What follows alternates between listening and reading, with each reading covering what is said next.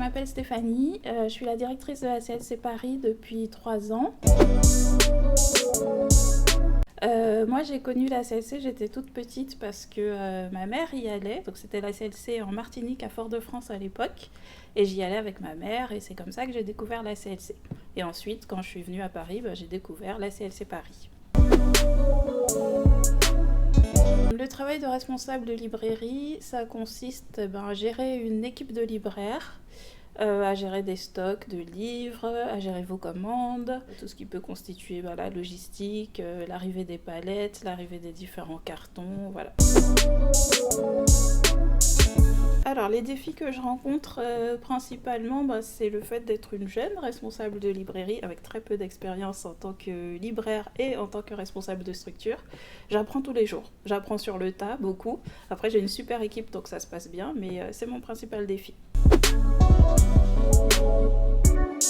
Alors c'est pas un mélange, c'est une continuité. La CLC c'est tout d'abord une mission, et moi je suis rentrée premièrement au service d'une mission. Je voulais servir les chrétiens et je voulais les servir dans le cadre du livre chrétien parce que c'est un domaine qui me parle beaucoup. Donc je suis pas en concurrence entre être en mission et être au travail. Mon travail c'est de servir les chrétiens et je le fais du mieux que je peux, voilà. On ne gère pas la diversité des chrétiens, on accueille les chrétiens quels qu'ils soient et quelles que soient leurs croyances, et les non-chrétiens aussi d'ailleurs, on accueille toutes les personnes qui veulent découvrir la Bible, se renseigner sur leur foi chrétienne ou sur la différence entre la foi chrétienne et leur propre foi. On a aussi des personnes qui cherchent à s'informer sur la foi chrétienne, qui ne sont pas de confession chrétienne. Le but, c'est vraiment de servir tout le monde et de répondre aux demandes le plus largement possible.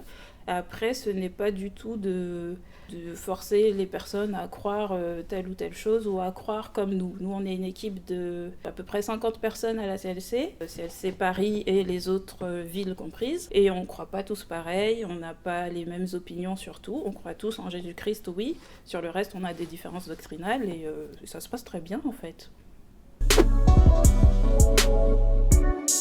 Alors, la vision de la CLC, c'est d'honorer Dieu en proposant des ressources, des Bibles et des livres chrétiens aux chrétiens et aux autres personnes qui veulent y avoir accès. Pour la CLC Paris spécifiquement, ce que j'essaie de développer, c'est vraiment un centre d'échange où les personnes peuvent se rencontrer, se retrouver, découvrir les différences entre les différents chrétiens, voilà.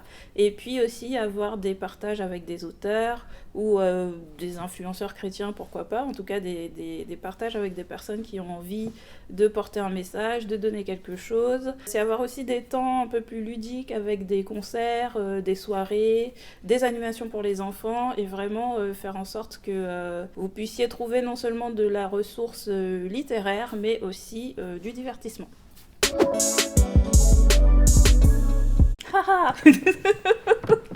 Le premier livre chrétien que j'ai lu, je ne me souviens pas du titre, c'était pas du tout un livre spirituel. C'était un roman qui racontait l'histoire d'un couple. Donc c'était un couple de jeunes Américains qui partaient dans l'Ouest américain pour s'installer. Ils étaient partis avec leur chariot, tout ça. Le chariot a eu un accident, le mari est mort et la dame, elle s'est retrouvée toute seule. C'était une jeune femme. Comme c'était l'hiver, elle pouvait pas rentrer chez ses parents et du coup, elle devait passer l'hiver sur place, sauf qu'elle n'avait rien. Du coup, c'est un monsieur qui lui était veuf et avait une petite fille de 2 ans qui a proposé à la dame de l'épouser pour qu'elle puisse rester chez lui. Si on se mariait tous les deux, ça résoudrait vos problèmes et les miens. Si je vous fais cette demande, c'est uniquement pendant l'hiver, et qu'ensuite elle rentrerait chez ses parents, mais avec la petite fille, parce que le monsieur ne voulait pas élever sa petite fille sans mère, en fait. Et donc ce monsieur était chrétien, et toute l'histoire, c'est comment, en fait, elle découvre la foi en Jésus au travers de ce monsieur, de sa façon de vivre, de se comporter, et voilà. Donc c'était très romantique pour moi à l'époque. Et voilà, c'était le premier livre chrétien que j'ai lu. Ah oui, voilà, c'est ça. Et donc ce roman est devenu un film que voilà, à la conquête du cœur. À la conquête d'un cœur.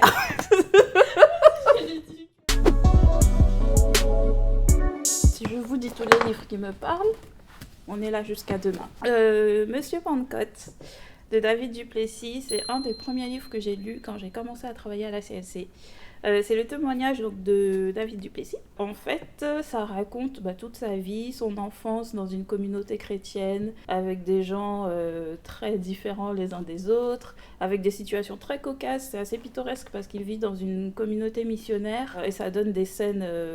voilà, ça vaut le coup d'être lu, c'est drôle. Et en fait, ça raconte comment il a rencontré le Seigneur, comment il a entendu la voix de Dieu qui lui disait qu'il était sa femme et donc du coup, il s'est marié avec cette dame, et comment il se lance dans le ministère pastoral, et son ministère pastoral est semé d'embûches. À un moment, il est rejeté par sa famille d'église. Il doit se tourner vers d'autres pasteurs. Enfin voilà. Le message de la vie de David Duplessis, en tout cas moi, ce que j'en tire, c'est vraiment l'idée de rassembler les chrétiens, au-delà de chacun sa dénomination. C'est l'idée qu'on a quelque chose en commun malgré toutes nos différences. C'est le message du rassemblement qui, moi, me parle, et me parle particulièrement pour notre librairie, parce que c'est ce qu'on essaye de faire au quotidien. C'est avoir un espace justement où on puisse se rassembler, ou en tout cas déjà se découvrir et avoir l'occasion de produire ce rassemblement. Le grand plan de Dieu, donc la Bible racontée. Moi j'aime beaucoup ce petit livre pour enfants parce que déjà je trouve qu'il est très très bien illustré. Donc c'est les histoires bibliques qui sont racontées. Et le gros plus, c'est que je trouve que vraiment les illustrations, elles sont très très belles. Les petits personnages sont très bien dessinés. J'aime beaucoup leurs cheveux. Honnêtement, pour moi, c'est le point fort principal. Voilà.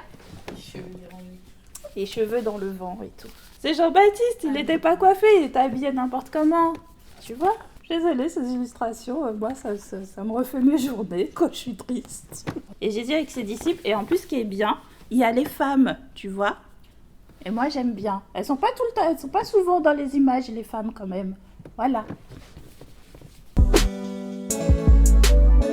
Sagesse pour les femmes, c'est un livre d'études. L'idée du livre, c'est d'échanger de la sagesse entre femmes, donc de pouvoir le lire avec des femmes de plusieurs générations et de s'échanger en fait des bonnes astuces, des façons dont on a compris nos situations de vie, la parole de Dieu, comment elle intervient dans ces situations. Et donc c'est un livre centré sur les relations, la relation qu'on a avec la parole, la relation qu'on a avec Dieu, avec soi-même, avec les personnes avec qui on a fait alliance, et puis avec les amis. Et l'idée, c'est d'étendre les relations jusqu'à ma relation avec le monde, en fait. C'est un livre très intéressant du point de vue de l'étude. Ça permet vraiment de mieux se connaître, de mettre le doigt sur des croyances aussi qu'on peut avoir vis-à-vis des relations, de découvrir que la Bible en parle énormément des relations, et ce que Dieu en dit, et qu'il y a des conseils spécifiques par rapport à chaque type de relation. La dame qui a écrit ce livre, Denise, elle s'appelle, c'était une institutrice et ça se retrouve dans le livre, donc elle vous pose des questions, il y a des QCM, il faut faire des dessins, tout ça, donc il faut être un peu prêt à étudier quand même. Vous avez la même version en mode pour les hommes, parce que les messieurs se plaignent, donc vous avez la sagesse pour les hommes aussi. Alors c'est pas le même format, parce que pour le coup c'est écrit par un ingénieur, pas un instituteur, donc vous n'avez pas des questions, tout ça. C'est intéressant aussi, voilà. Les bébés chrétiens, il ne faut pas les appeler comme ça. Mais en vrai, c'est des bébés chrétiens. Alors, les bébés chrétiens, c'est les personnes qui ne savent pas que les librairies chrétiennes, ça existe, qui achètent leur première Bible ou qui viennent juste de découvrir la foi et qui arrivent dans le magasin avec des grands yeux comme ça et qui sont émerveillés par tout ce qu'ils voient. Et c'est génial, en fait, d'avoir des gens qui sont juste contents de nous trouver. On est là pour ça, donc ça fait plaisir. Je vais vous dire un vrai souvenir d'un truc qui m'a beaucoup touchée. Pendant le confinement, on travaillait en click and collect et seulement quelques heures par semaine. Et il y a un client qui m'a appelé, il y a une dame qui m'a appelé. Elle voulait savoir si on avait un livre et elle voulait envoyer son fils le chercher. Et ce jour-là, moi, j'étais pas bien, j'étais triste, voilà. C'était difficile pour moi ce jour-là. Et la dame donc m'a appelé, je lui ai répondu par rapport à sa commande, on a raccroché. Et 5 minutes après, son fils m'a appelé et il m'a dit pendant que ma mère était au téléphone avec vous, je priais et Dieu m'a dit de vous dire, et il m'a donné une parole qui vraiment était vraiment la réponse à ma prière ce jour-là et qui m'a vraiment consolée. Et ça, c'est l'un de mes meilleurs souvenirs à la CLC. Un petit mot de la fin.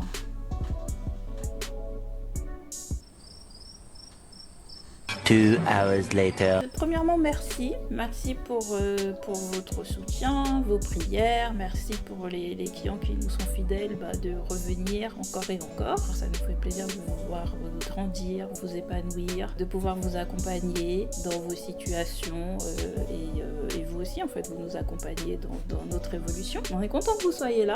On fait ça pour vous. Et merci à Dieu qui nous soutient dans cette œuvre. Moi, je suis là que depuis 3 ans, mais qui soutient cette œuvre depuis 70 ans. C'est très impressionnant et ça nous fait espérer le meilleur aussi.